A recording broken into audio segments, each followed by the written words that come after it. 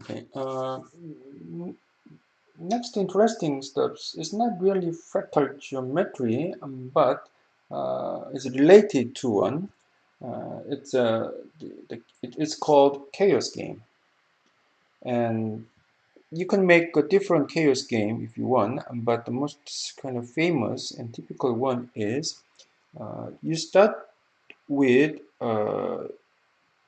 three different points, and whenever you got some number among 1, 2, or 3, you just go to a certain point and half distance, right? So eventually altogether you have when you open the PDF file, you can see some animations over here. And somehow, this is really amazing, using this chaos game, actually we can construct the Sierpinski triangle again. So the method to get those two looks totally different, but eventually we got the same result. So, and there is a couple of more different ways to get it. That's more amazing stuff, right? So let me just show you one of such case. And this is one program that I'm going to use. So when you take the fractal course with me, then you're going to get this one. But it's like this. Let's say we just make a rule like this, starting with the big square, the white ones, and applying three functions. The first one, the red one, is shrink down this original square into half size and place at the bottom left corner like that, right? And the second function is changing that original square into half and place on that bottom right corner. And the third one is place at the middle. It's around in this one to get around like that. And when you okay,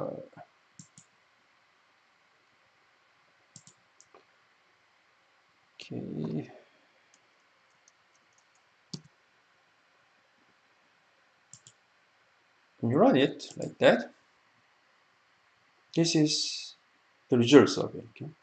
So what does that mean is you just repeat this same function to each the resulting square again and again like that, right? So when you look at the first square goes to red one and red one goes to another red one within it, right? And doing again, then the result must be at the corner, the left side corner, right? But when you do that and apply to next step from red one to apply this third function, then within that red square, you are going to get the next results around there, right? Kind of same ratio. So it's rending on around here. Okay? So we're just doing, rending on around there, right? So when you do this one several times, right? Several iterations, then the result looks like the Sierpinski triangle. Okay, so uh, let me just move those kind of squares a little bit like that, right?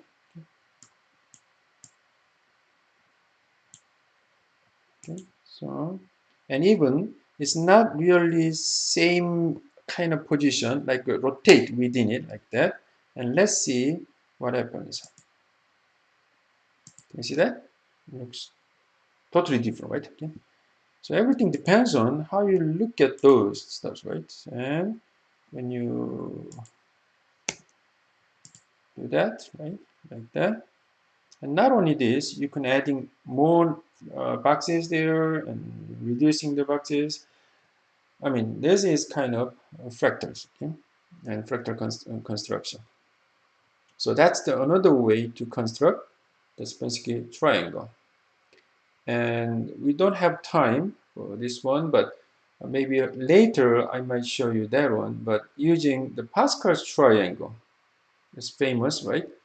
Also produce the exact same Sierpinski triangle. So now it's kind of really amazing, like what's going on, right? In math or in maybe entire universe, the people develop certain methods, right?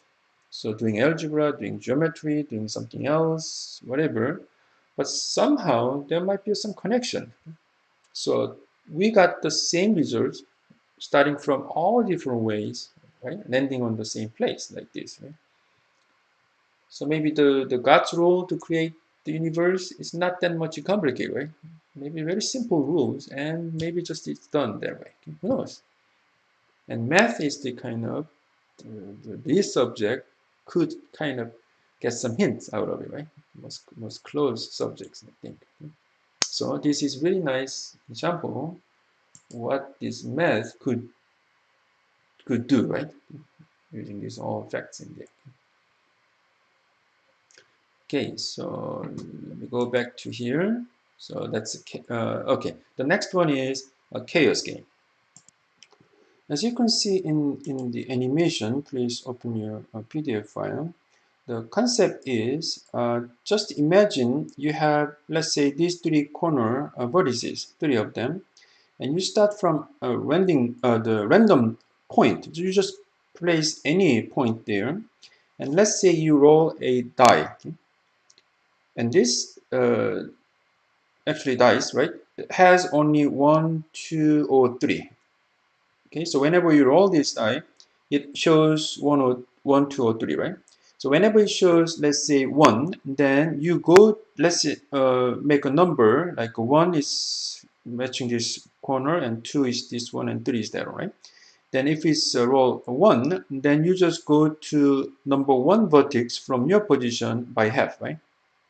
And let's say from here, you roll the die and it shows 2, then go to the vertex 2 halfway, right? So you're just landing on here. And from here, if you roll 3, then go to the vertex 3 half. You know what I mean, right? So just to keep doing it and collecting all these trays. Okay, whenever it's landing on, just mark it, landing on, mark it like that, right? And the key point is that is just random moves, right? So it's not really kind of you just give some kind of rules there, right? And just manipulate this sort of thing. No, it's just a total random of it. And at the end, if you're just collecting all these trays all together, then it actually turns out we got, let me show you. Okay, so let's say you start from just arbitrary points right here. And depending on which one is showing, right? Just going to that direction by half, right? And let's just do 500 iteration of it. Can you see that? Okay, if you're not so sure about it, then let me just do 10 dots only, okay?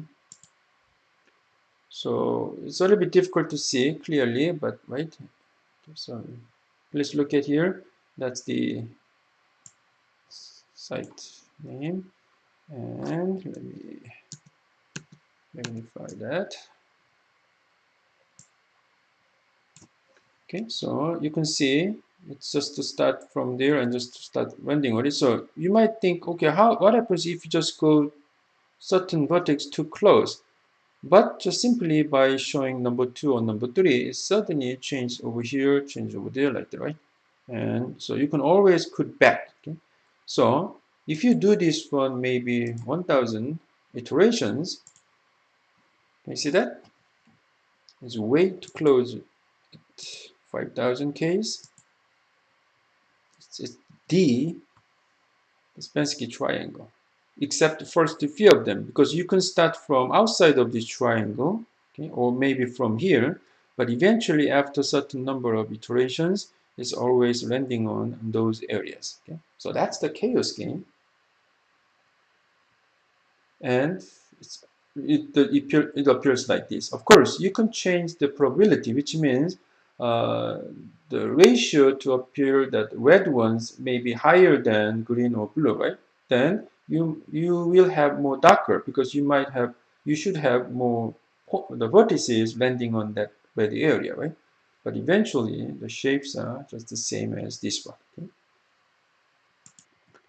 So this site shows more clear pictures of chaos games. So please use this one. Then you're gonna get this site.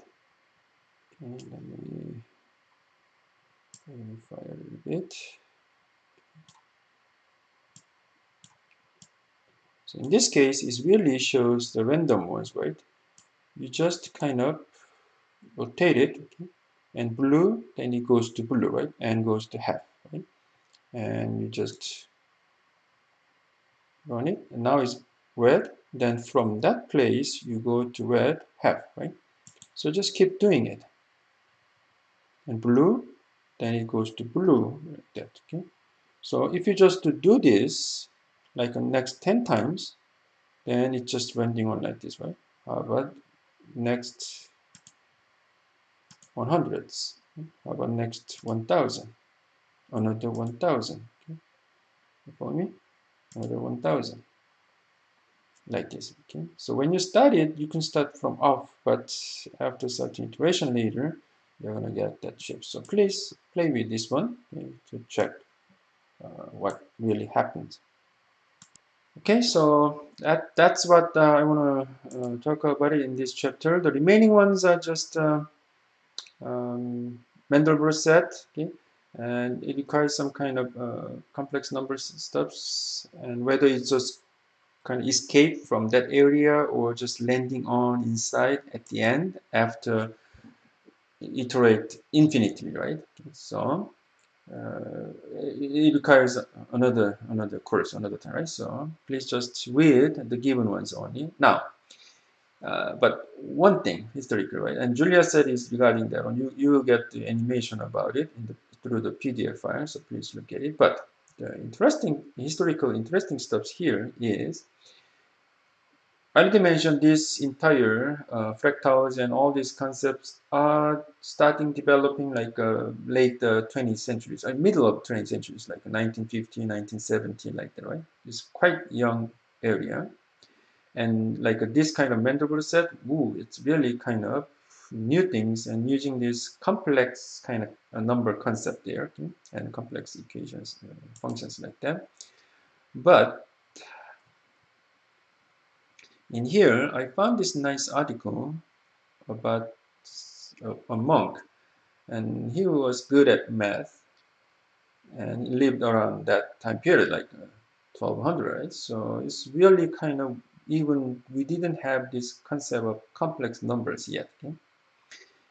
But he drew this sketch and he used that shape like the star, right? And Bethlehem, right? So when you just magnify it, looks like that shape is exactly kind of looks like same as this Mandelbrot set. So please read this one. It's a very interesting article. And he found this picture in certain place and looking for that, and he found that monk is good at math and something like that, right? So I mean, how? Because as you can see here, even to sketch the next iteration, it requires a lot of calculation, right? So believe me, doing this, making this Mandelbrot set and Julia sets requires a lot of kind of calculation power, right? So how can he did could he did like this much, right? And get that much. So when you read this one, it looks like he took several years to get it, right? So I mean, some things are there, right? Until we just waiting until we found it. Okay? And some people find it without any big math background, right? So we have really big tools in nowadays, right? In modern math, we have really powerful tools and even computer powers, right? So if you really kind of got the right idea and got the right stuffs, and you will find really huge ones in math, okay, by yourself. And when you teach your students later, please thinking about that. Huh? Maybe one of your students has that ability, right? All we need is just to encourage that the student, okay, and go into this, okay, area. So let's just cross fingers and see maybe we can see that case within our lifetime, okay.